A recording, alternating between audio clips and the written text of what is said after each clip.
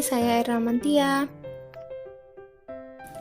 Di sini saya akan menjelaskan materi mengenai aritmatika sosial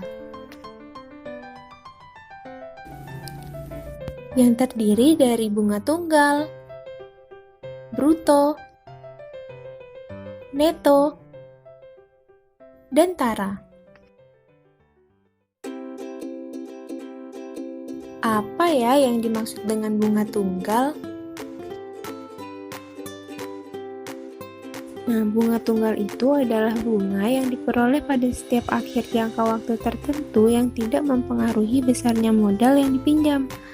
Artinya, yang mendapat bunga hanya modalnya saja, sedangkan bunganya tidak akan berbunga lagi.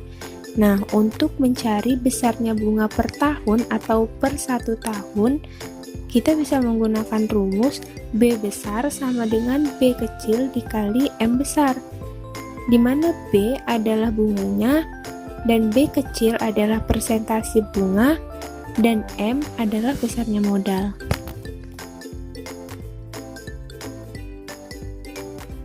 Di lingkungan sekitar kita, sering kita jumpai bahwa seseorang membeli mobil secara angsuran dengan bunga 10% per tahun, atau seseorang meminjam uang dengan bank dengan bunga 2% per bulan.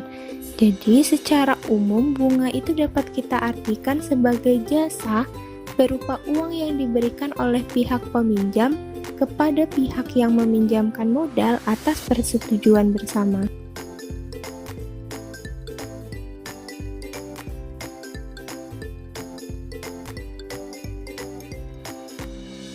Nah, langkah pertama yang harus kita lakukan adalah mencari bunga per 1 tahunnya.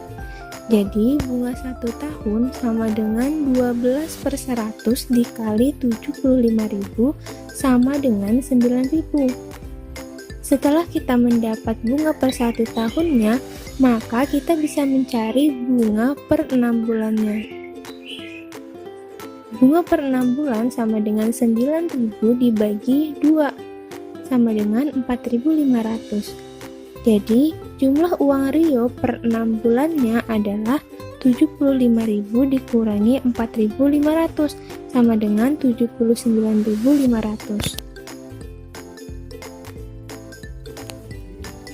Pada tanggal 22 November 2016, Nur Wahid menabung di bank sebesar 500.000 dengan bunga tunggal 10% per tahun. Dia ingin mengambil tabungannya untuk membeli sepeda seharga 650.000. Berapa bulan ia harus menunggu agar dia mampu membeli sepeda itu? Nah, contoh soal ini adalah contoh soal yang bisa menimbulkan miskonsepsi. Nah, berikut merupakan kemungkinan jawaban siswa yang mengalami miskonsepsi strategi. Mengapa termasuk miskonsepsi strategi? Karena ketidakmampuan siswa dalam menentukan strategi matematika yang tepat untuk digunakan dalam menyelesaikan masalah tersebut. Seharusnya strategi yang dapat digunakan untuk menyelesaikan masalah tersebut adalah dengan membuat tabel waktu. Nah, setelah kita mendapatkan bunga per tahun yaitu 50.000, maka kita bisa membuat tabel dengan kenaikan 50.000 per tahunnya. Maka Nur Wahid harus menunggu sekitar 3 tahun atau 36 bulan lagi untuk mendapatkan uang sebesar 650.000.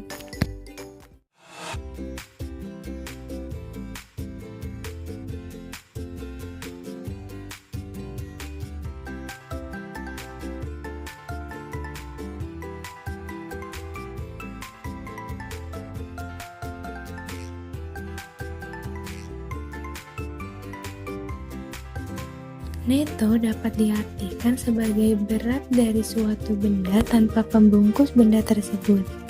Neto juga dikenal dengan istilah berat bersih. Nah, misalnya dalam bungkus suatu snack tertuliskan neto 300 gram. Ini bermakna bahwa berat snack tersebut tanpa plastik pembungkusnya adalah 300 gram. Bruto diartikan sebagai berat dari suatu benda bersama dengan pembungkusnya. Bruto juga dikenal dengan istilah berat kotor. Misalnya, dalam suatu kemasan snack tertuliskan bruto adalah 350 gram. Nah, ini artinya berat snack dengan pembungkusnya adalah 350 gram. Sedangkan tara dapat diartikan sebagai selisih antara bruto dengan neto. Misalnya, diketahui pada bungkus snack tertuliskan bruto yaitu 350 gram, sedangkan netonya adalah 300 gram. Ini berarti bahwa taranya adalah 50 gram, atau secara sederhana berat pembungkus dari snack tersebut tanpa isinya. Berikut adalah persentase neto dan tara. Persentase neto dapat dirumuskan dengan persentase neto sama dengan neto dibagi dengan bruto dikali 100%. Sedangkan persentase tara dirumuskan dengan persentase tara sama dengan tara dibagi dengan bruto dikali 100%. Berikut contoh soal dari persentase neto dan tara.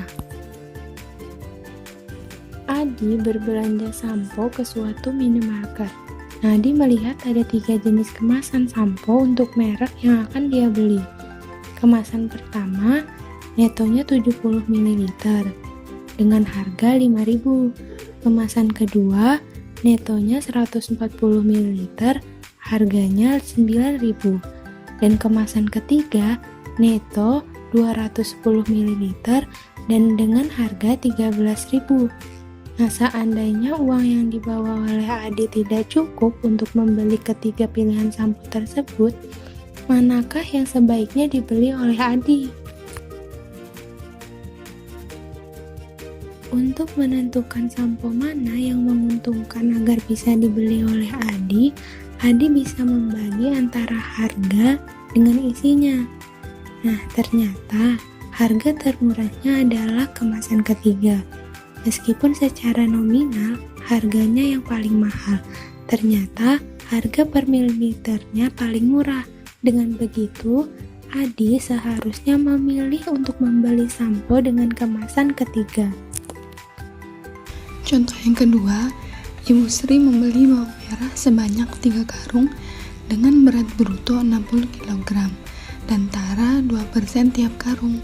Harga bawang merah 3 karung tersebut adalah Rp2.400.000. Bawang merah tersebut dijual kembali dengan harga Rp14.000 per kilogram dan habis terjual. Hitunglah A. Neto, tara, dan bruto. B. Persentase keuntungan atau kerugiannya.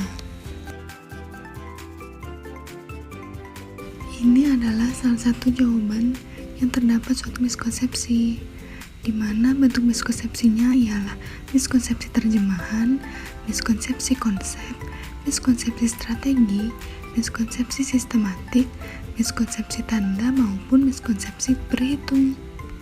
Jawaban yang benar ialah misal jumlah karung sama dengan 3, bruto 60 per karung, tara 2% per karung, harga beli Rp2.400.000, harga jual Rp14.000 per kilogram. Ditanya A.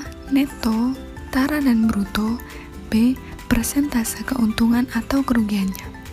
Untuk yang A, tara sama dengan JK dikali TR kali BR sama dengan 3 dikali 2% dikali 60 sama dengan 3 dikali 2/100 dikali 60 sama dengan 3 dikali 1,2 dan hasilnya 3,6. Lalu bruto sama dengan JK dikali BR sama dengan 3 dikali 60 dan hasilnya 180. Dan neto sama dengan bruto dikurang tara yaitu 180 dikurang 3,6 dan hasilnya 176,4. Jadi bruto, neto, dan tara bawang merah yang dibeli Ibu Sri adalah 180 kg, 176,4 kg, dan 3,6 kg. Dan persentase untungnya yaitu seperti berikut.